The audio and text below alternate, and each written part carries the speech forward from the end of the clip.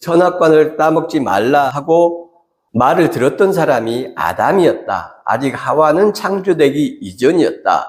그러니 선악과로부터 자기 자신을 지키고 하와를 지켜야 될 사람은 첫 번째 책임자가 아담이다. 이제 이런 내용들을 성경, 하나님의 말씀, 성경 본문에서 그러면 확인을 하고 찾아봐야 될 거 아니에요. 바울 사도 같은 경우에도 디모데서에서 선악과 범죄 사건에 대해서 그 책임자가 하와다 이렇게 이야기를 하죠. 교회 공동체에서 여자들이 남자들보다 지나치게 나대지 못하도록 해라. 이렇게 이제 교훈을 주는 거예요. 그럼 바울은 정말로 창세기 3장의 선악과 사건을 아담이 책임이 아니라 하와가 책임이라고 생각을 했느냐? 바울이 그러면 성경을 제대로 해석하지 못했단 말인가? 의문이 하나가 가고, 또 하나는 그럴 리가 있나? 바울은 바로 해석하셨을 거야. 전제를 깔고서 그럼 왜 교회 공동체에서 여성들이 나서지 못하도록 될 수 있으면 여성들을 제어하고 통제하려고 했을까? 그렇게 하라고 디모데에게 목회적 충고를 했을까? 이게 또 의문스럽죠. 본인이 성경에서 발견한 것과는 다른 것을 디모데에게 이야기하면서 성경의 해석이 이러하니 이렇게 목회를 해라. 이렇게 말씀하신 거잖아요. 이렇게 명백한 상황을 여자에게 책임을 전가했을까? 디모데서에 나오는 바울 사도의 해석이 이해가 안 가요. 누구도 알 수 없습니다. 바울 사도 뵙고 여쭤봐야지. 정말 이거 모르셨습니까? 하와는 선악과 금지 명령 듣지 못했다는 거 아셨잖아요. 양 목사야. 내가 그걸 왜 몰랐겠니? 알았다. 그런데 양 목사, 너가 사는 시대와 내가 살았던 시대는 문화와 풍습과 사회적 분위기가 전혀 다르다. 너보다 2000년 전에 난 살았지 않니? 여성들과 아이들은 남자들, 아버지나 할아버지, 가장들의 재산 목록에 들어가는 거였다. 그 정도의 수준이었다.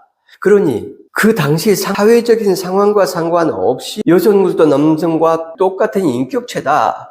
하나님의 형상이다. 이렇게 내가 급진적인 이야기를 했다고 치자. 자, 남자들을 잘 교육해서 남자와 여자는 똑같이 하나님의 형상이라고 이야기를 하고 아담의 선악과 사건조차도 남자에게 책임이 더 크다. 이렇게 말을 디모데에게 했다고 치자. 그렇지 않아도 마음이 유약하고 온순하고 그래서 나이 먹은 사람들이 디모데를 함부로 대하고 이런 일들이 잦았는데 그 보수적인 에베소 교회에서 디모데가 살아남을 수 있었겠니? 그게 하나님의 복음, 예수 그리스도의 복음을 전하는데 과연 지혜로운 방법이라고 할 수 있겠니? 우리가 성경을 이해하고 받아들일 때, 해석할 때 지금 바울 사도가 만약에 그렇게 하셨다면 그런 관점이 굉장히 중요합니다.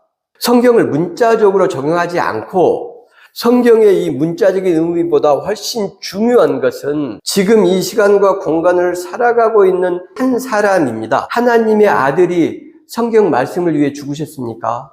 예수 그리스도 하나님의 아들로 고백한다면 어떤 것도 그 하나님의 아들 예수 그리스도보다 존귀하지 못하고 더 영광스럽지 못하고 비교 대상이 없습니다.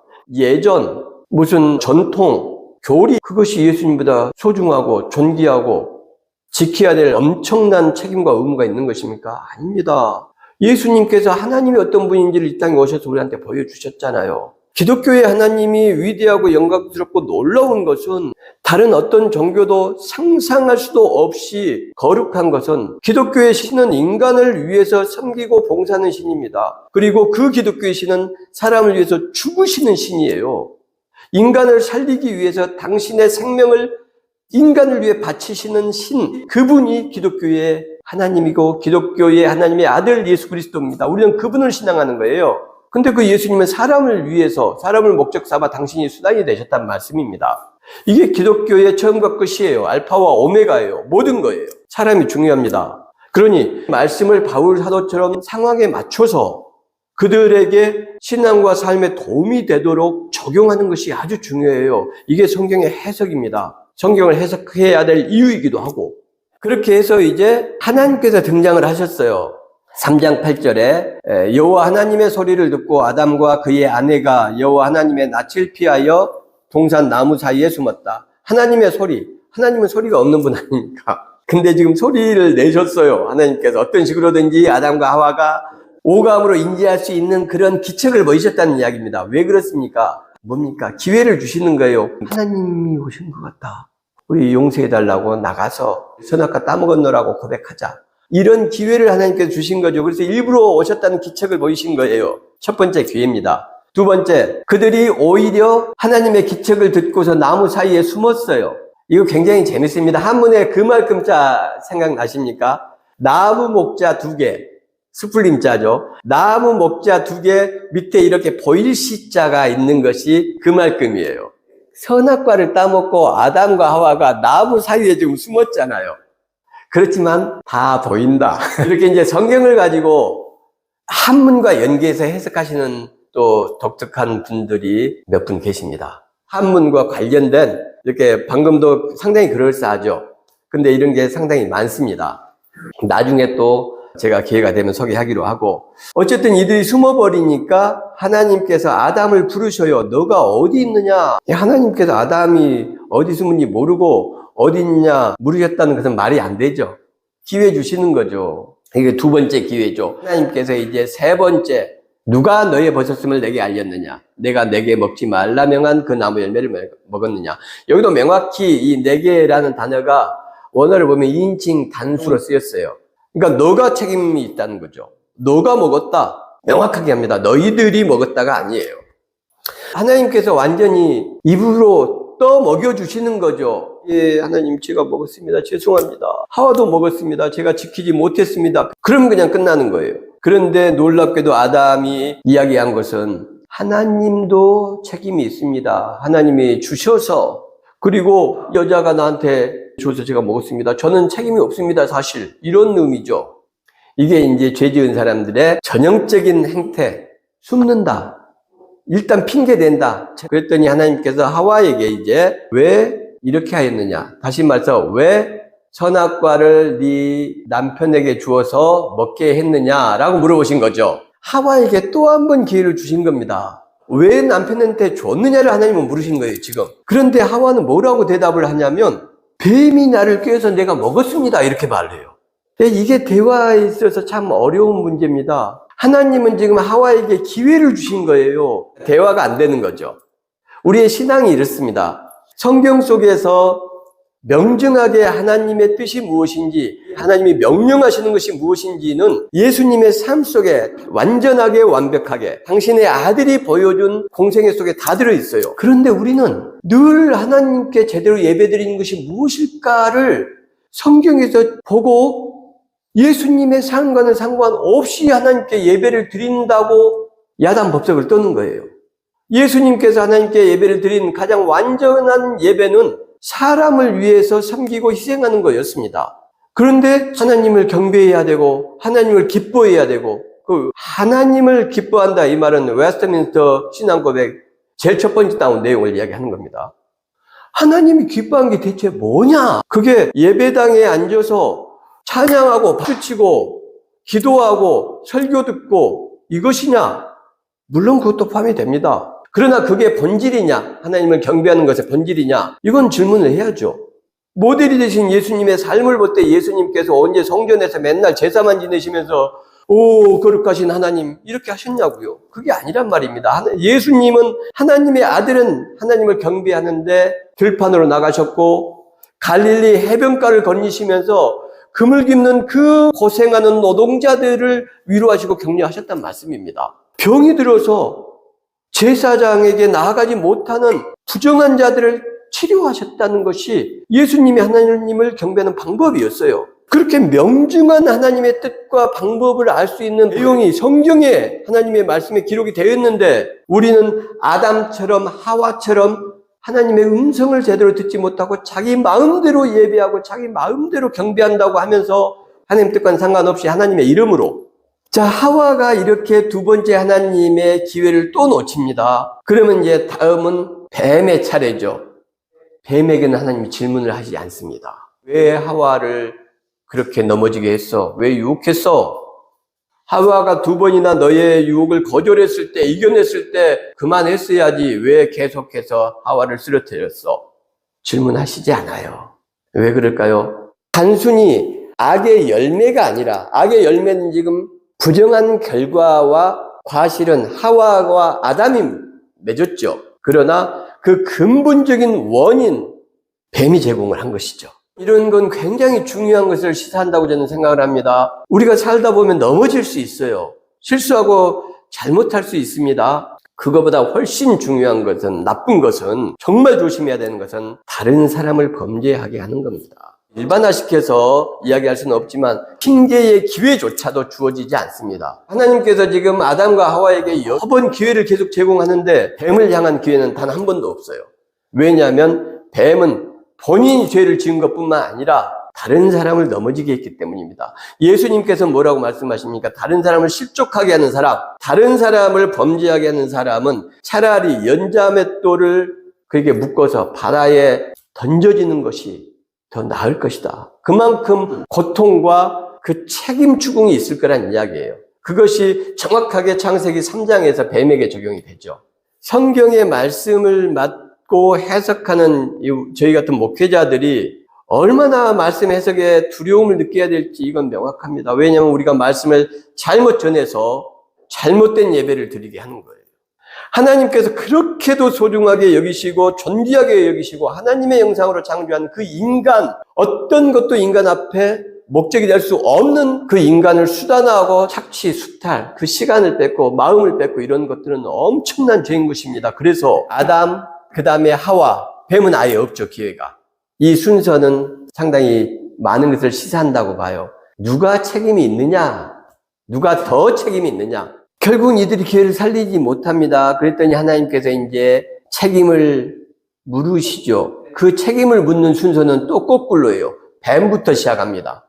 내가 너로 여자와 원수가 되게 하고 내 후손도 여자의 후손과 원수가 되게 하리니 여자의 후손은 내 머리를 상하게 할 것이요 너는 그의 발꿈치를 상하게 할 것이니라. 예수님에 대한 예언이죠.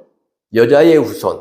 이것도 신기한 내용입니다. 이게 문자적으로만 해석하는 것에 한계 어떤 문제를 안고 있지만 사실 여자의 후손은 없습니다. 성경적인 관점에서 볼 때 고대 사회의 관점, 시대의 문화와 사고는 여자의 후손이란 건 없어요. 여자가 남자의 재산 목록에 들어가는데 어떻게 여자의 후손이 있습니까?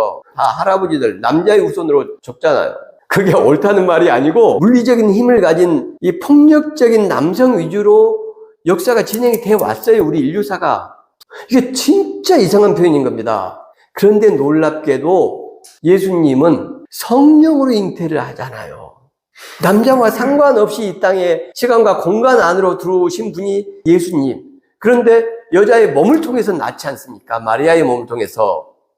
그래서 이런 게 문자적으로 이해할 때 정말 놀라운 부분이 있는 겁니다. 어떻게 창세기에서 언제 태어날지 모르는 그 메시아에 대한 예언을 이렇게 할 수 있는 2000 몇백 년 전에 여자의 후손이라는 단어를 써서 정말 신기한 거예요. 그 당시에 여자의 후손이라는 말 자체가 성립이 안 되고 이런 말은 상상할 수가 없다니까요. 정신병자가 아니고 일반적인 사람이면 여자의 후손이 이제 우리를 구원할까 이런 것은 정신 나간 사람이 하는 말이지 여자의 후손이라는 게 그런 개념 자체가 없는데요. 그런데 이런 놀라운 부분이 있죠. 예수님에 대한 예언. 그 다음에 여성은 출산의 고통이 있을 것이고 남편이 너를 다스릴 것이다. 이런 것은 이제 문자적으로 하나님께서 이렇게 명령하셨기 때문에 하나님의 질서와 순리를 따라야 됩니다. 이렇게 말하는 것은 정말 답답한 이야기입니다. 또 상황에 따라서 그 시대를 사는 사람이 중요한 것이지 문자적인 것이 중요한 것은 아니다. 그래서 이제 여성들을 이 말 가지고 함부로 대하고 이렇게 기독교도 그렇게 해왔죠. 심지어 지금 2024년 이 시대 한국에도 여성들한테 여자 목사 안수 안 주는 것이 수두룩 합니다. 여자와 남자는 동등하지 않기 때문이다. 이거예요. 다른 거 없습니다. 뭐 어쩌고 저쩌고 성경에서 뭐라고 이야기를 해도 결국은 여자 너희들은 남자와 같은 인격체가 아니야. 이 말이에요. 굉장히 야만적이고 천박한 반기독교적이고 반성경적인 그런 내용이죠. 남자 때문에 하나님의 아들이 이 땅에 오신 게 아니고 여자를 통해서 이 땅에 하나님 오셨고 하나님을 통해서 오셨어요. 예수님이 이 땅에 오시게 된 그 공로에 남자는 0.0001%도 그런 공로가 없습니다. 그런데 여성은 엄청나게 있죠. 10달 동안 예수님 뱃속에 안고. 그러니 여성을 폄훼하는 식으로 성경을 해석하는 것은 야만적인 거예요. 반 기독교적인 것이고 반 하나님적인 것입니다. 너로 말미암아 저주를 받고, 그 다음에 평생의 수고아이야, 수고. 그 다음에 18절에도 가시덤불, 엉겅퀴, 또 19절에는 땀, 이런 것들이 아담이 책임을 져야 될 징계의 내용입니다. 9절에 보면 약간 생각해야 될 것이 있어요. 너가 흙으로 돌아갈 때까지 흙이 있고, 그 다음에 말미에 보면 너는 흙이니 흙으로 돌아갈 것이니라 할 때 또 흙이 나오죠. 앞에 흙은 아담아, 땅, 대지, 육지 이런 단어가 쓰였고, 뒤에 흙이니 흙으로 돌아가라. 이것은 먼지 티끌이 쓰였어요. 앞에 흙은 생명을 소생케 하고 생명을 존재하는 터전으로서의 긍정적인 의미의 땅, 흙을 말한다고 말씀을 드렸었죠. 그런데 뒤에 아담과 하와가 창조된 재료인 흙, 이 아파르는 먼지와 티끌, 아담아가 생명의 터전으로서 생명력을 공급할 때 그 숨길을 막고 그 생명체들을 죽게 하고 저주의 존재로서의 먼지 티끌이 뒤에 나오는 아파르다.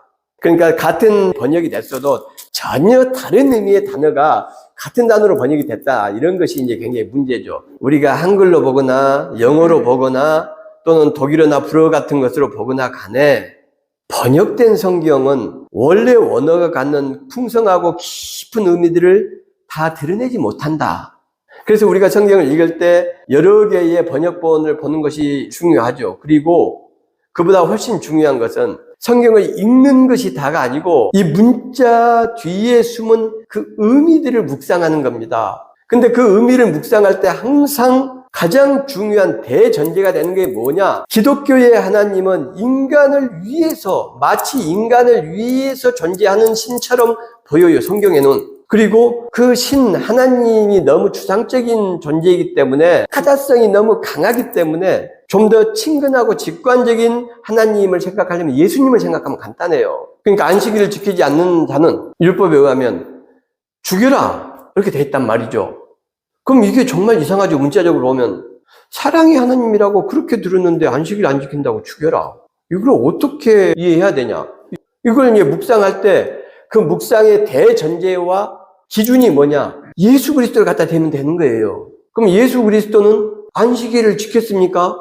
예수 그리스도 안식일을 안 지키셨잖아요. 안식일 날 손 마른 사람 고치고 나병이 걸린 사람들 이런 사람들 안식일 날 고치고 그러면 너무 쉽게 해결이 되죠. 안식일이 엄청나게 중요하지만 그거보다 훨씬 중요한 것은 예수님 하나님의 아들의 삶을 보니 사람이구나. 너무 쉽고 간단해요. 그런데 우리가 그런 훈련이 안 돼 있으니까 이걸 도대체 어떻게 해석을 해야 되나? 이건 제가 그전에 있었던 교회 예예요.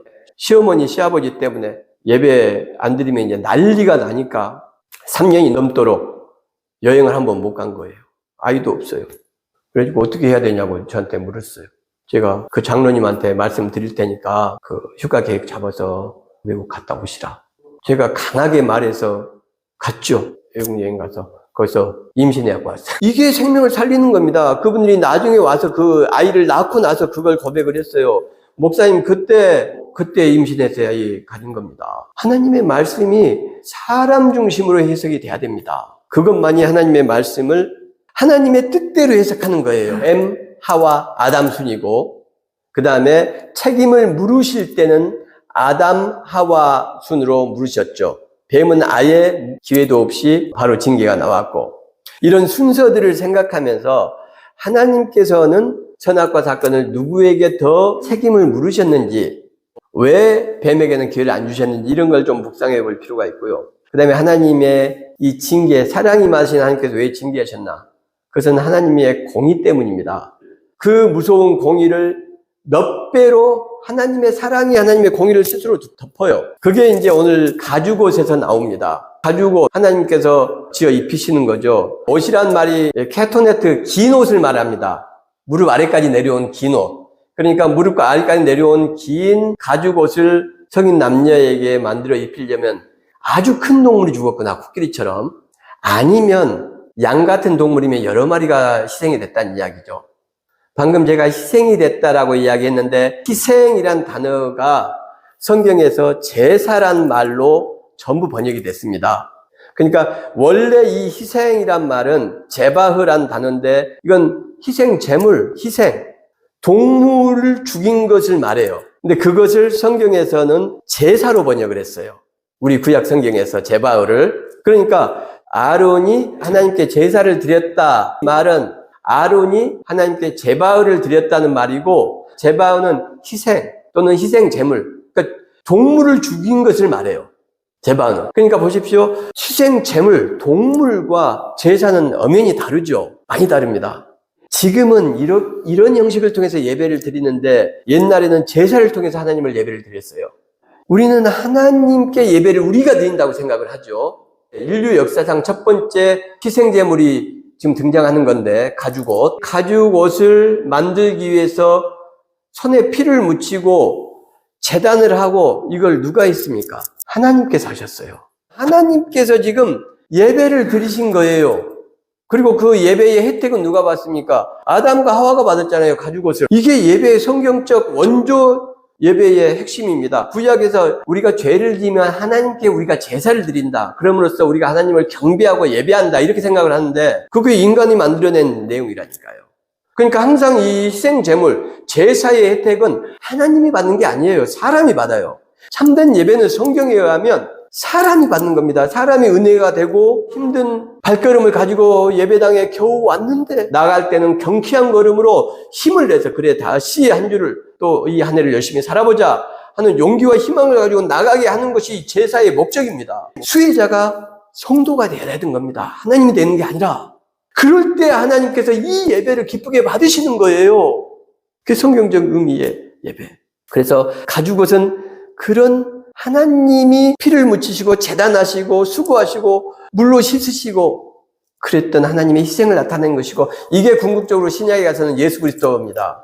예수 그리스도가 히브리서에 의하면 희생 제물이 되시죠. 그래서 이제 양을 통해서 창세기의 첫 제바흐는 하나님께서 짐승을 잡아서 아담과 하와를 위해서 옷을 입히셨지만 그 죄의 부끄러움을 가리셨지만 그것은 완전하지 못해요. 그래서 신약에 와서는 하나님이 인간이 되셔서 하나님이 자기의 몸을 가지고 인간의 죄를 가리는 제물이 되시는 거예요. 하나님이 스스로.